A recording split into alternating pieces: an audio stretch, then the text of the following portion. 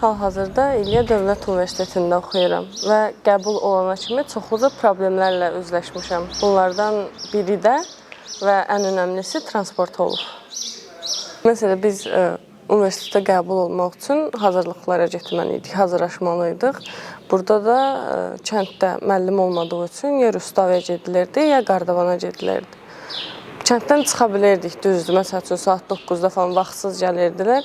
Rustavaya getmək üçün paşti 2 saat qabağa gərək çıxıydıq ki, biz bu yol yavaş-yavaş haçı aparırdı oraya kimi. Amma geri qayıtmaq çətin olurdu. Saat 3-dən sonra çıxa bilmirdik, məsələn,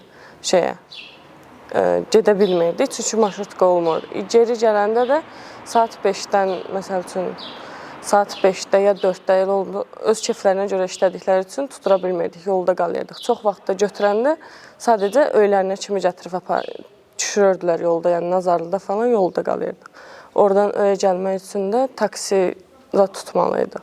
Ya uşaqların üstündə pul olmayanda elə olurdu uşaqlar, mən heç o şeyə düşməmişəm, uşaqların çoxsu yayıq gəlir. Kəndin başından düz öylərinə kimi Nazarlıdan. Rustavaya getməyi çox vaxtı qoymurlar. Niyə? Çünki uzaq olduğu üçün, marşrutkalarımızda yaxşı işləmədiyi üçün, öz keyflərinə görə işlədiyi üçün, yolda qaldıqları üçün. Yəni, çoxsu qoymurdu. O da kənddə var bir-iki müəllim. O qədər yetərli deyil, yəni qəbul olmaq üçün verdikləri təhsil.